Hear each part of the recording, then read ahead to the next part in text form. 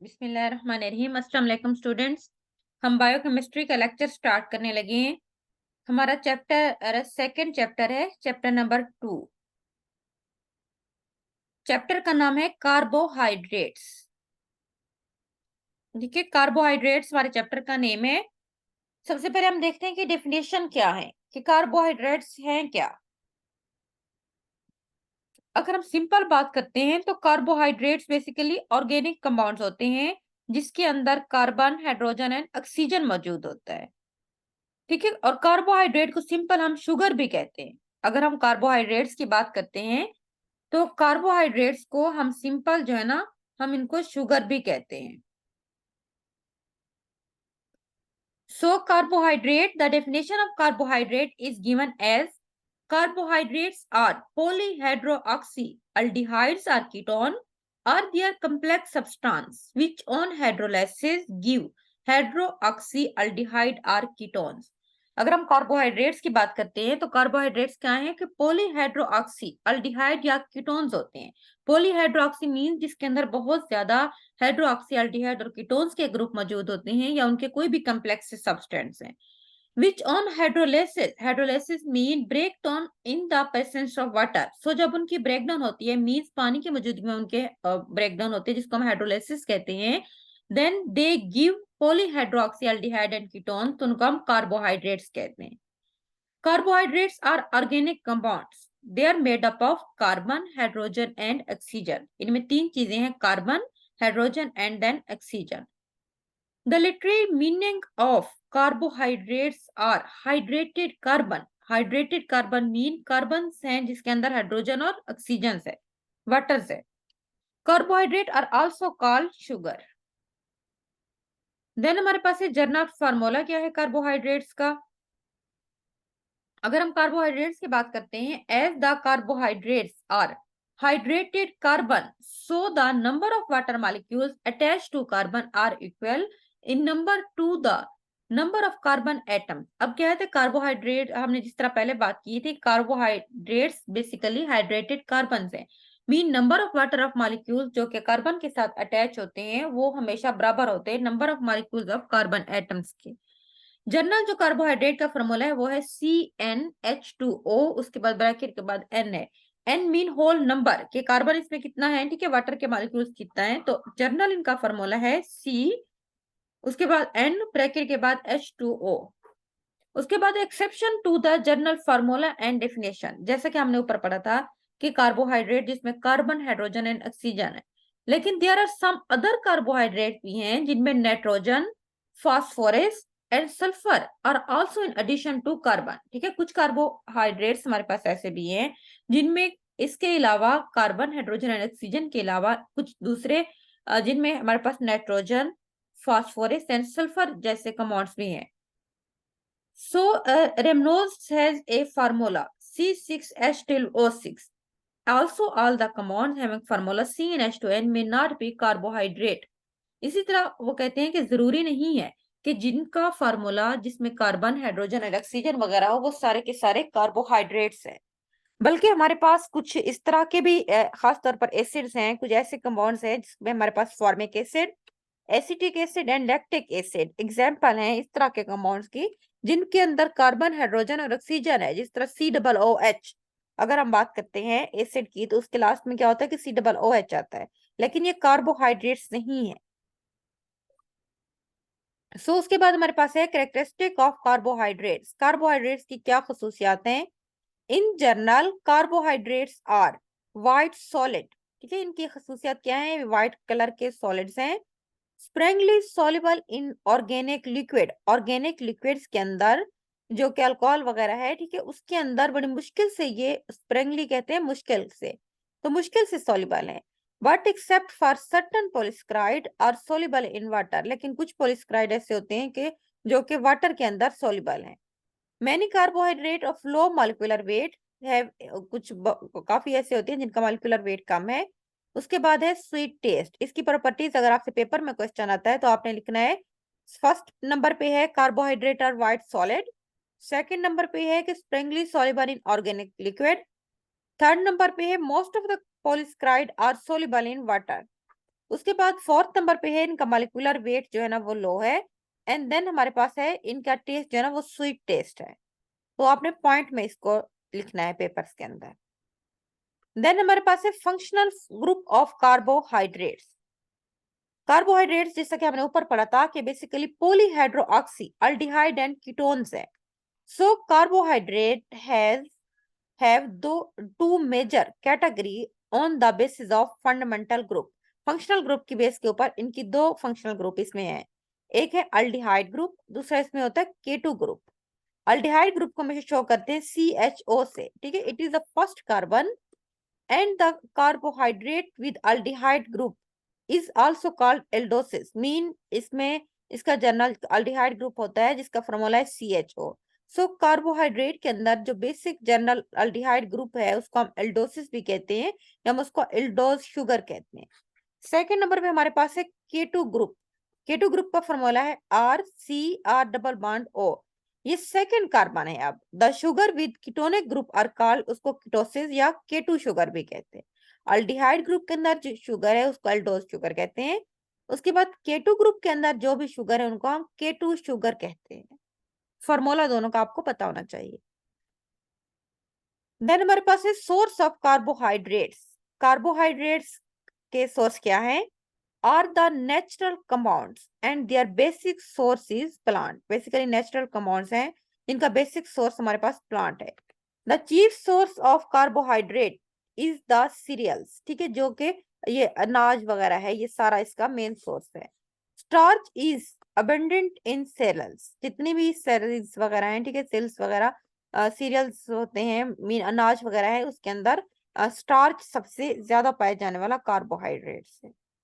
इसके अलावा इनके अदर सोर्सेज भी हैं कार्बोहाइड्रेट के, जिसमें हमारे पास वेजिटेबल्स, वेजिटेबल्स के अंदर पोटैटो में है, कैरेट के अंदर, ठीक है, उसके बाद बीट्स वगैरह में है। उसके बाद है हमारे पास है लिग्यूम, जितना भी फलियां हैं, जिसमें हमारे पास पिनेट्स, ठीक है, उसके बाद लेंटिकल्स वगैरह के अंदर है। उसके बाद है फ्रूट्स में, both sweet and non sweet fruit provide carbohydrate, जितना भी है चाहे वो मीठे हैं या नहीं है। ये हमारे पास सोर्स थे। देन हमारे पास है चेन या cyclic structure of carbohydrates. Carbohydrate की जब हम स्ट्रक्चर की बात करते हैं तो उसकी दो तरह की स्ट्रक्चर्स हैं। कार्बोहाइड्रेट साइक्लिक फॉर्म में भी होते हैं एंड देन हमारे पास चेन फॉर्म में भी होते हैं। Both are form an equilibrium state, दोनों है। सो हम कह सकते हैं कि carbohydrates are both in cyclic form and chain form and they form, both the form are in equilibrium state. Straight chain carbohydrate हमारे पास एक होते हैं, दूसरे हमारे पास है साइक्लिक। आप इसमें देख सकते हैं डायग्राम के अंदर, ये हमारे पास है स्ट्रेट चेन, कार्बन की सीधी 6 कार्बन की एक स्ट्रेट चेन है, 1 2 3 4। उसके साथ अल्डिहाइड ग्रुप है C डबल बॉन्ड OH, ठीक है। उसके बाद CHO अल्डिहाइड और केटो ग्रुप है C डबल बॉन्ड O। उसके बाद इस तरह सारे ग्रुप लगे हुए हैं, नीचे CH2 है। उसके बाद साइक्लिक, ये सेकंड नंबर पे आप देख सकते हो। अब यहाँ पे एक रिंग बना हुआ है साइकिल की तरह, बेंजीन रिंग है, ठीक है। उसके साथ HOH ग्रुप अटैच है। उसके बाद CH2OH मीन्स के कार्बोहाइड्रेट्स है। देन हमारे पास है ऑकरेंस ऑफ कार्बोहाइड्रेट्स। कार्बोहाइड्रेट्स कहाँ पे हैं, किस तरह से इनकी, ठीक है, मौजूदगी वगैरह है। Carbohydrates are the second most occurring substance in nature after water. पानी के बाद इस पूरी कुदरत में, ठीक है, इस पूरी कायनात के अंदर सबसे ज्यादा जो पाए जाने वाले सब्सटेंस हैं वो हमारे पास कार्बोहाइड्रेट्स हैं। Surprising quantity of carbohydrate can be known by consider the point that the cell wall of the plant made up of a cellulose, 50 to 60% dry weight of the plant is due to cellulose। वो कहते हैं कि carbohydrate कितना ज्यादा quantity में मौजूद है, इस बात का अंदाजा हम यहाँ से लगा सकते हैं कि जो तमाम के तमाम जितना भी प्लांट्स हैं, उन तमाम प्लांट के सेल वॉल जो है ना वो 50 से 80% उसमें सेलुलोज होता है। और सेलुलोज क्या है पता है, कार्बोहाइड्रेट्स है। So we can say that carbohydrates are second most occurring substance in nature. Then हमारे पास है natural production of carbohydrate. Natural तरीके से कार्बोहाइड्रेट किस तरह से प्रोड्यूस होते हैं? Carbohydrates are prepared by plants by the process of photosynthesis. हमें पता है कि प्रोसेस में एक प्लांट होता है जिसको हम फोटोसिंथेसिस कहते हैं, उस प्रोसेस के थ्रू कार्बोहाइड्रेट प्रोड्यूस होते हैं। The photosynthesis involve flowing reaction, इसमें क्या है, सबसे पहले कार्बन डाइऑक्साइड, उसके बाद वाटर, जब सूरज की रोशनी पड़ती है तो एक रिएक्शन होता है, कार्बोहाइड्रेट्स बनते हैं, ऑक्सीजन बनते हैं, ठीक है, साथ में तो एनर्जी खारिज होती है। तो हम कह सकते हैं कि C6H12O6 बेसिकली कार्बोहाइड्रेट या शुगर का फार्मूला है। देन हमारे पास है carbohydrates major source of energy. Carbohydrate की हम बात करते हैं कि कार्बोहाइड्रेट हमारी बॉडी के अंदर बेसिकली एनर्जी का एक मेजर सोर्स है। Carbohydrates are the macronutrients, macro MACRO, macro mean बड़े, ठीक है, लार्जर को कहते हैं मैक्रो MACRO। सो कार्बोहाइड्रेट बड़े बड़े न्यूट्रिएंट्स मॉलिक्यूल्स हैं जिसमें 55% of our daily calories come from carbohydrates. 55% जो है ना कैलोरीज वो कार्बोहाइड्रेट से ही आती हैं। अब हम कह सकते हैं कि 1 gram of carbohydrate provided 4 calories. या आपको एमसीक्यूज भी आ सकता है कि 1 ग्राम ऑफ कार्बोहाइड्रेट कितनी कैलोरीज प्रोवाइड करता है। इसका क्या है कि when molecules are oxidize so a large amount of energy is produce. हमें पता है कि इन दिस प्रिंसिपल के अंदर कार्बोहाइड्रेट जो होते हैं वो एनर्जी देते हैं, ऑक्सीडाइज होते हैं, ब्रेकडाउन होती है, साथ में एनर्जी भी खारिज होती है। The process of oxidation of carbohydrate is called respiration. Carbohydrate या अदर न्यूट्रिएंट्स वगैरह का जो प्रोसेस होता है जिसको हम बेसिकली कहते हैं कि oxidation of carbohydrate is called, उसको हम रिस्पायरेशन कहते हैं। The reaction involve in respiration, सबसे पहले है ग्लूकोज C6H12O6 प्लस ऑक्सीजन। इन दोनों का जब रिएक्शन होता है, ऑक्सीडेशन होती है, कार्बन डाइऑक्साइड अलग हो जाती है, वाटर उससे रिमूव हो जाता है, एंड देन एनर्जी जो है ना इस रिएक्शन में हमें मिलती है।